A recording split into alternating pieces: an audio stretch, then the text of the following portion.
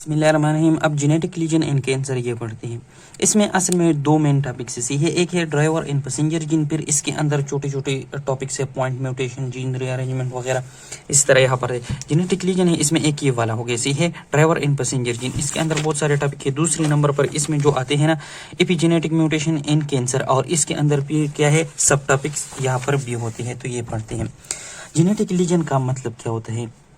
जब हमारी जीनोम जो होता है, सही है, क्रोमोसोम या क्रोमोसोम के अंदर जो डीएनए बेस पेयर्स होते हैं, जीन्स होते हैं, वहां पर कोई डी अरेंजमेंट हो गया किसी भी तरीके से, कोई जीन्स डिक्रीज हो गया या उसमें इंक्रीज आ गया, या उसकी जो नॉर्मल लोकेशन होता है वो डिस्टर्ब हो गया, इन सब को हम क्या कहेंगे? Genetic lesions.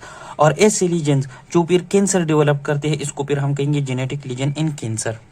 अब जेनेटिक लीजन की रेंज क्या है? या तो ये पॉइंट म्यूटेशन हो गया, यानी कि एक ही न्यूक्लियोटाइड में चेंज आएगा, और या ये स्ट्रक्चरल म्यूटेशन हो गया, यानी कि पूरा क्रोमोसोम का स्ट्रक्चर है या उसकी नंबर है उसमें इंक्रीज डिक्रीज आएगा।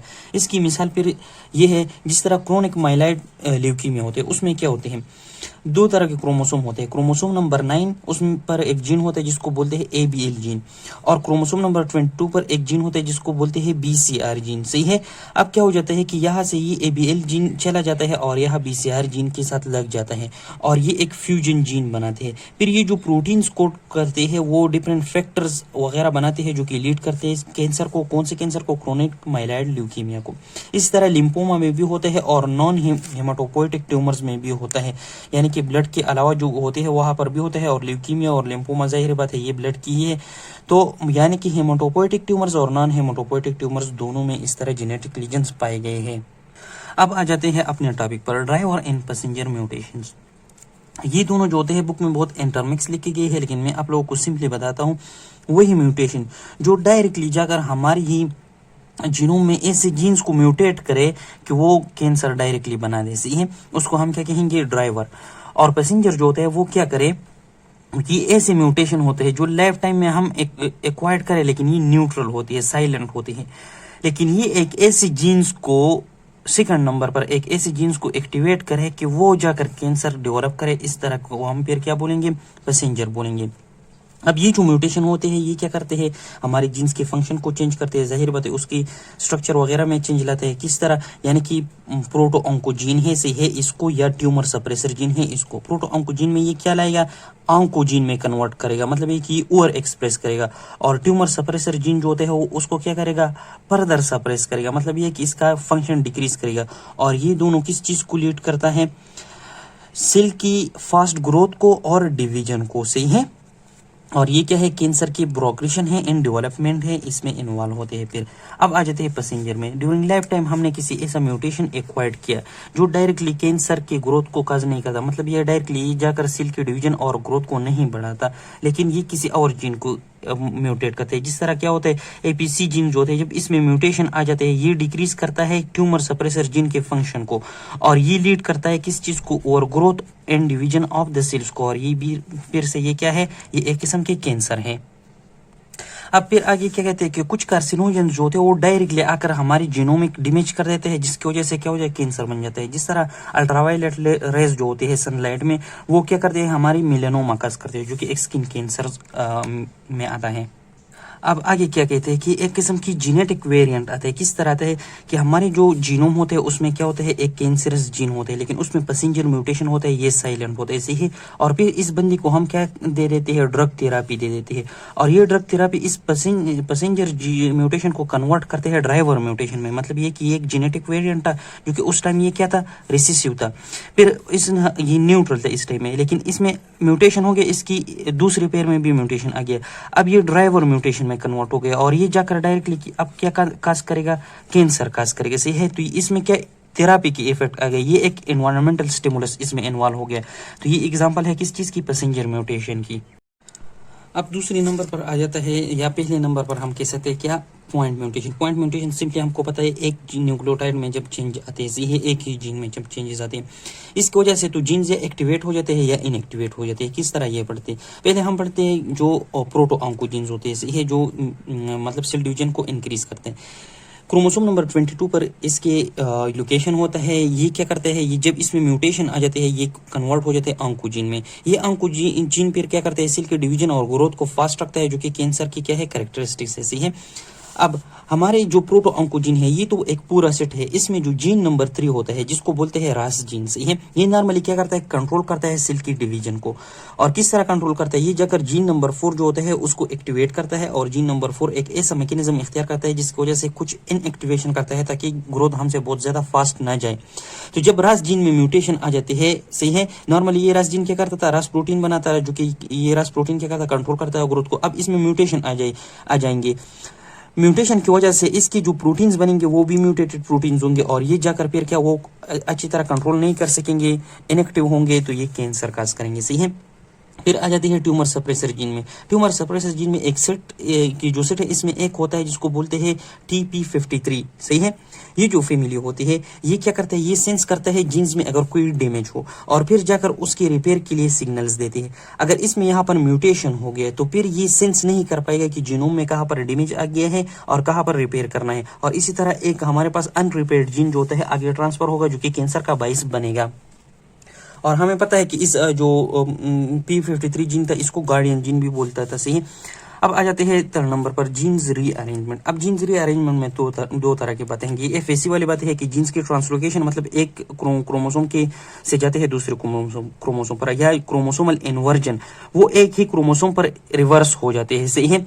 अब इसमें इन्होंने तकरीबन नाम्स दिए गए हैं, तो मैं इस तरह बकेट लिम्फोमा और फॉलिकुलर लिम्फोमा पर एक्सप्लेन करता हूँ। पहले ये क्या करते हैं कि इसमें कुछ जीन्स की ओवर एक्सप्रेशन होती है। किस तरह ओवर एक्सप्रेशन होती है, ये क्रोमोसोम नंबर 8 है, सही है, और ये क्रोमोसोम नंबर 14 है। क्रोमोसोम नंबर 8 पर एक जीन होता है जिसको बोलते हैं माइक जीन, सही है। ये हमको पता है कि ये एक किस्म के प्रोटो ऑन्कोजीन है। और क्रोमोसोम नंबर 14 पर एक जीन होता है जिसको बोलते हैं IG जीन।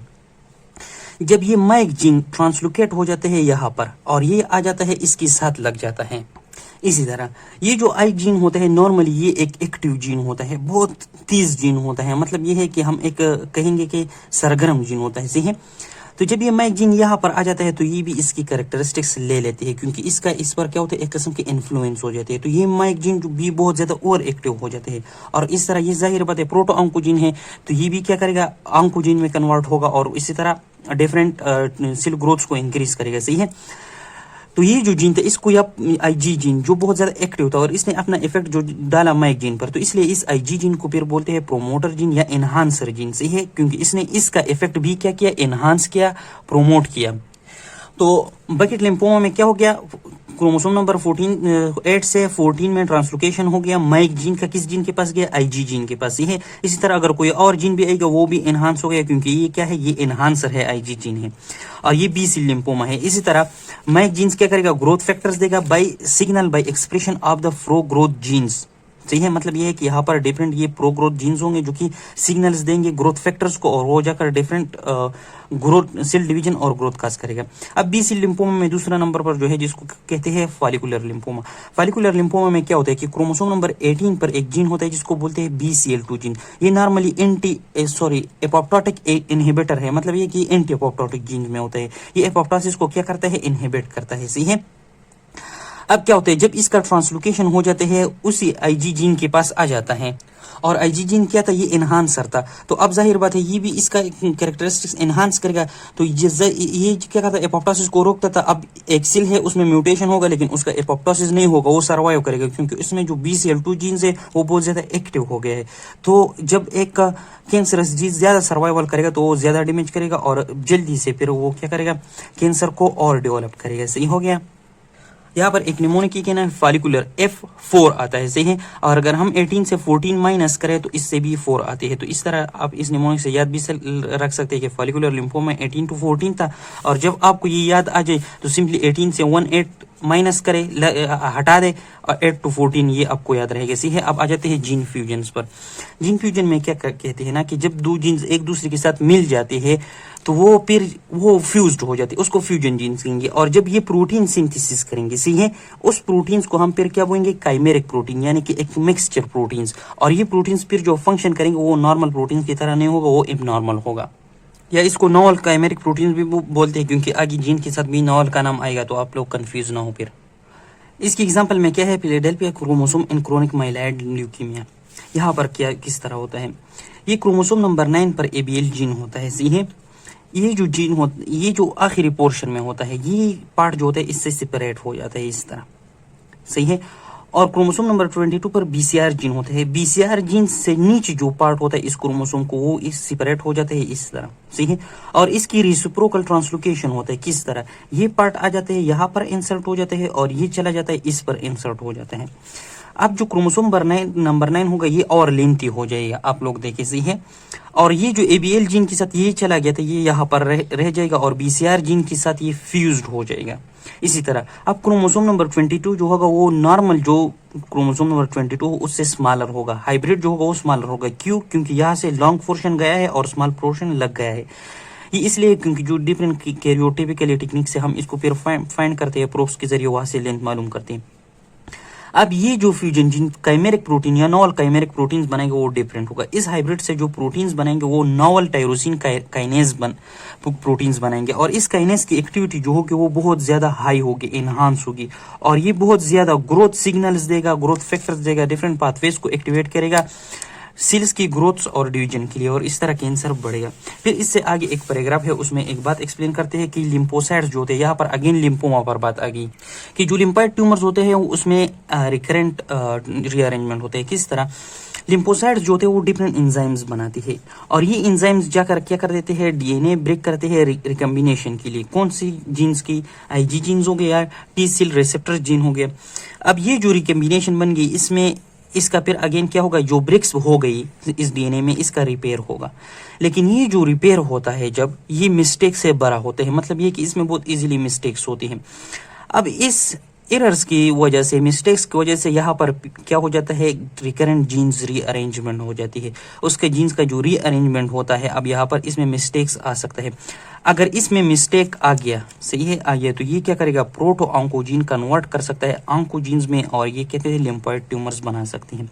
इन्होंने बताया है कि 2 मेसेनकाइमल ट्यूमर्स जो होते हैं, माइलॉइड न्यूक्लियस में एक्यूट माइलॉइड ल्यूकीमिया हो गया, और एक इस तरह नाम है माइलो प्लोरिफरेटिव, इस तरह है डिसऑर्डर, और इसके अलावा जो सार्कोमा होते हैं वहां पर भी होते हैं। सही है, अब यहाँ पर जो जीन की रीअरेंजमेंट है वो फ्यूजन जीन बनाएगा, लेकिन इसका काज जो है अननोन होगा।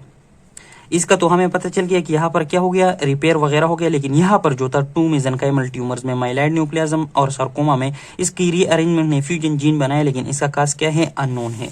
अब यहाँ पर फ्यूजन हो गया, लेकिन ये जो फ्यूजन होगा या ये बहुत ज्यादा हाइपर एक्टिव टायरोसिन काइनेज बनाएगा, जिस तरह यहाँ पर बन गया, या नॉवल ऑन्कोजीन ट्रांसक्रिप्शन फैक्टर्स बनाएगा, जो कि आगे फिर क्या करेगा, डिफरेंट सेल डिवीजन को इंक्रीज करेगा। सही है, अब ये अंक किस तरह बन गए, क्रोमोसोम नंबर 11 और 22 पर। क्रोमोसोम नंबर 11 पर जो जीन होते हैं उसको बोलते हैं FL1 जीन, और 22 पर जो जीन होता है उसको बोलते हैं EWS जीन।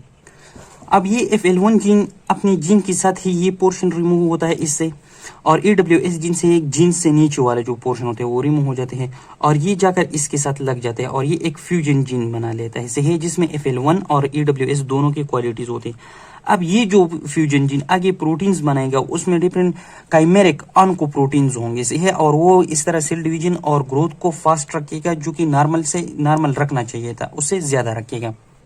अब आगे पैराग्राफ में सिंपली ये बात कहना चाहते हैं ना कि जो इतना हम इस चीज को पढ़ते हैं और इतना डिस्कवरी करते हैं, ये क्यों करते हैं, ये इसलिए करते हैं कि इसके लिए हम टारगेट ड्रग्स बना दें, और ये जो ट्रांसलोकेशन होता है, इन्वर्जन होता है, ये हम रिवर्स कर सके। सही है, तो ये बात कहते हैं कि ये चीज इसलिए बहुत पीछे रह गई है क्योंकि कैरियोटिपिकल न्यूक्लियस की कैरेक्टरिस्टिक्स है जो हम इसको फाइंड करना चाहते हैं डिफरेंट टेक्निक्स के जरिए, वो अभी इतना डेवलप नहीं है। लेकिन फिर भी कुछ इतने डिस्कवरीज हो गई है कि जो BCR और ABL जीन्स के दरमियान जो होता है, सही है, इसके लिए हमने टारगेट ड्रग बनाने में जो होते हैं कई हद तक हम आगे जा चुके हैं। अब आगे चले जाते हैं डिलीशन ऑफ जीन में। डिलीशन ऑफ जीन सिंपली इसको कहते हैं कि जब किसी क्रोमोसोम से कोई पार्ट रिमूव हो जाए या जीन रिमूव हो जाए, उसको कहते हैं। अब अगर removal of tumour suppressor gene होता है, ट्यूमर सप्रेसर जीन क्या है, ये एक रिसेसिव जीन है। इसकी जो 2 एलील्स होते हैं, इसमें अगर एक एलील में भी फर्क आ जाए बस खत्म। अब 2 ट्यूमर सप्रेसर जीन के बारे में बताते हैं। एक RB जीन है, अगर ये रिमूव हो गया फिर बंदा रेटिनोब्लास्टोमा डेवलप करेगा।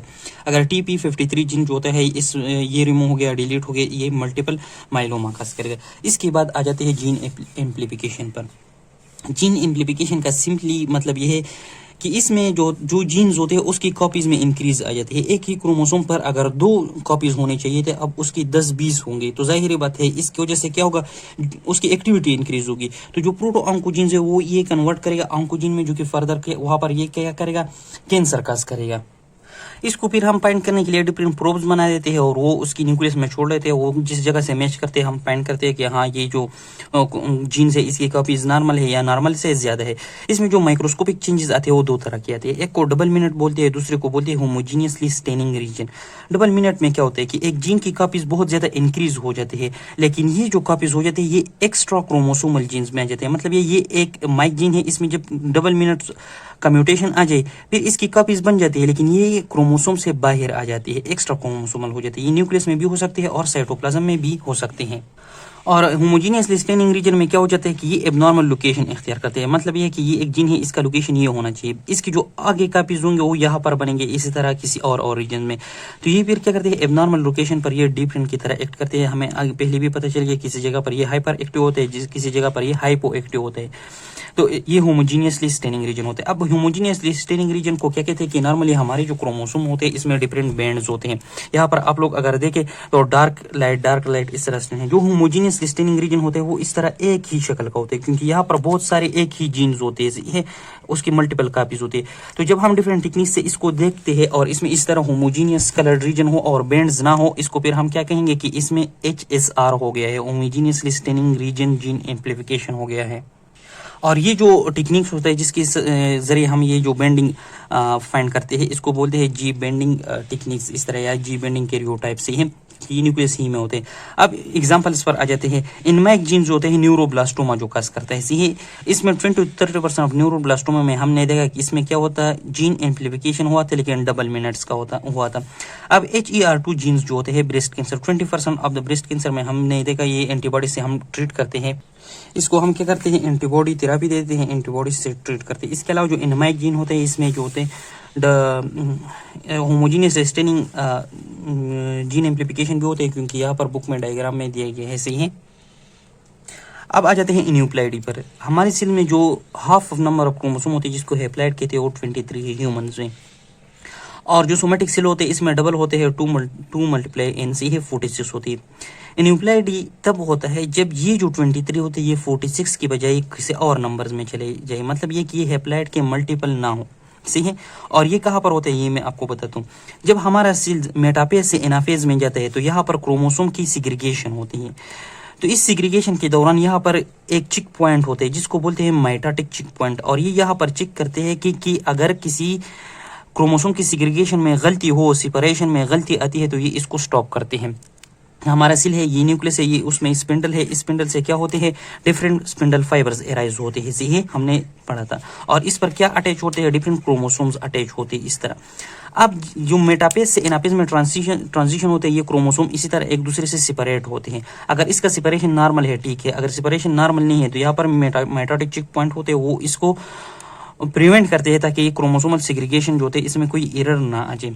अगर यहाँ पर म्यूटेशन हो गया, इन्यूप्लाइडी आ गई, फिर क्या होगा, ये क्या करता है, ये इंक्रीज करते हैं ऑन्कोजीन की कॉपीज को, जिसमें माइक जीन है क्रोमोसोम नंबर 8 पर सही है। और जो ट्यूमर सप्रेसर जीन होते हैं, जिस तरह क्रोमोसोम नंबर 17 पर TP53 है, तो इसकी सप्रेशन करते हैं, इसको डिक्रीज करते हैं इसकी कॉपीज को। तो यहाँ पर क्या हो जाता है, ये दोनों जो चीजें होते हैं, जब ट्यूमर सप्रेसर जीन की फंक्शन डिक्रीज होता है और ऑन्कोजीन के फंक्शन इंक्रीज होता है, ये कैंसर काज करते हैं। अब लास्ट नंबर पर आ जाते हैं से है माइक्रो आरएनए इन कैंसर। अब माइक्रो आरएनए है क्या चीज, ये एक नॉन कोडिंग आरएनए होता है, ये किसी किस्म की प्रोटीन्स नहीं बनाता है, सिंगल स्ट्रैंड इसका होता है और ये ऑलमोस्ट 22 न्यूक्लियोटाइड्स पर मुश्तमिल होते हैं। लेकिन इसका फंक्शन ये होता है कि निगेटिव रेगुलेशन ऑफ जीन करता है। निगेटिव रेगुलेशन का सिंपली मतलब ये कि ये डिक्रीज लाता है जीन्स की एक्टिविटी में, इनहिबिट करता है। तो ये जब जीन्स की एक्सप्रेशन को इनहिबिट करता है, ये कहाँ पर इनहिबिट करता है, पोस्ट ट्रांसक्रिप्शनली, मतलब ट्रांसक्रिप्शन जब हो जाए उसके बाद जब ट्रांसलेशन होते हैं, प्रोटीन्स बनते हैं तब, सही है। अब या तो ये ट्रांसलेशन को स्टॉप करेगा या ये जो मैसेंजर आरएनए बना होता है जो कि जाकर ट्रांसलेशन में वर्क करेगा, अब उसको क्लीव करके उसको तोड़कर बाद खत्म करेगा। इसका मेन फंक्शन अब क्या होगा, इससे हमें पता चलता है कि ये कंट्रोल करता है सेल की ग्रोथ को, उसके डिफरेंशिएशन को और उसकी सर्वाइवल को। अब जब इसमें ऐसे म्यूटेशन आ जाते हैं जो कि क्या काज करेगा, कैंसर काज करेगा, वो किस तरह होगा। अब अगर इसका टारगेट क्या हो, ट्यूमर सप्रेसर जीन हो। ट्यूमर सप्रेसर जीन क्या करते हैं, ये ट्यूमर सप्रेसर प्रोटीन्स बनाते हैं जो कि जाकर सेल के डिवीजन को कम करते हैं। अगर इसने टारगेट किया किस चीज को, ट्यूमर सप्रेसर जीन को, तो ये इसको क्या करेगा, इसका काम था इनहिबिशन। तो इसका एक्टिविटी इंक्रीज हो गया, जाहिर बात है ये ज्यादा इनहिबिट करेगा ट्यूमर सप्रेसर जीन को, और ट्यूमर सप्रेसर प्रोटीन्स कम बनेंगे, और इसी तरह सेल के डिवीजन को कंट्रोल करना फिर हमारे आप से बाहर हो जाएगा। सही है, इस कंडीशन में इसको फिर कहते हैं ऑन्को माइक्रो आरएनए। सही है, इस तरह ऑन्को एमआईआर इस तरह लिखेंगे। अब अगर इसका टारगेट क्या हो, ऑन्कोजीन हो, ये नॉर्मली क्या करेगा, यहाँ पर ये इनहिबिट करेगा ऑन्कोजीन को। लेकिन जब कैंसर के लिए म्यूटेशन चाहिए होती है तो ये जो माइक्रो आरएनए होता है इसका फंक्शन कम हो जाएगा। जब इसका फंक्शन कम हो जाएगा तो ऑन्कोजीन कम इनहिबिट होगा, तो ये ऑन्कोजीन अपना फंक्शन इंक्रीज करेगा, और इस तरह ऑन्कोप्रोटीन बहुत ज्यादा बनेंगे जो कि जाकर कैंसर काज करेंगे। सही है, क्योंकि ऑन्कोजीन की एक्टिविटी क्या है, कैंसर के डेवलपमेंट में हेल्प करता है। अब इसका कोई एग्जांपल दिया गया है कि down regulation and tumour suppressor gene. सही है, ट्यूमर सप्रेसर जीन में जो BCL2 जीन्स होते हैं यहाँ पर ये बनते हैं, जब जो लिम्फोमा होते हैं, लिम्फोमा उसमें कस करते हैं, तो वहाँ पर ये BCL2 जीन्स पर एक्ट करते हैं। और ये BCL2 जीन्स पर किस तरह एक्ट करते हैं, मतलब ये कि ये खुद डाउन रेगुलेट करते हैं। जब ये डाउन रेगुलेट करते हैं तो ये BCL2 जीन्स को बहुत कम इनहिबिट करते हैं, और BCL2 जीन्स की एक्सप्रेशन ज्यादा होगा तो वहां पर जो ये क्या है, एंटी एपोप्टोटिक जीन है, तो ये फिर सेल्स की एपोप्टोसिस नहीं होगा, और वो बहुत ज्यादा सर्वाइवल करेगा किस चीज के साथ, अपनी जो म्यूटेशन होते हैं उसके साथ। अब जो ऑन्कोजीन पर हम देखें तो जो जाहिर बात है रास एक्चुअली ये ट्यूमर सप्रेसर जीन है। सही है, ऑन्कोजीन नहीं है। रास जीन क्या करेगा, ये लंग्स की जो कैंसर होते हैं उसमें इन्वॉल्व होते हैं, और माइक जीन बी सेल्स की कैंसर में इन्वॉल्व होता है। सॉरी, यहाँ पर जो होता है ये डाउन रेगुलेशन में, यहाँ पर ये जो क्या कौन सा जीन है, ये माइक्रो आरएनए है, ये एक्ट करेगा as a tumour suppressor gene, और यहाँ पर messenger RNA micro RNA act करेगा एज ऑन्कोजीन को। यहाँ पर ये कैंसर बढ़ाने के लिए अपना फंक्शन बढ़ा देते हैं, और यहाँ पर कैंसर बढ़ाने के लिए ये अपना फंक्शन कम कर देते हैं, डाउन रेगुलेशन करते हैं, यहाँ पर अप रेगुलेशन करते हैं।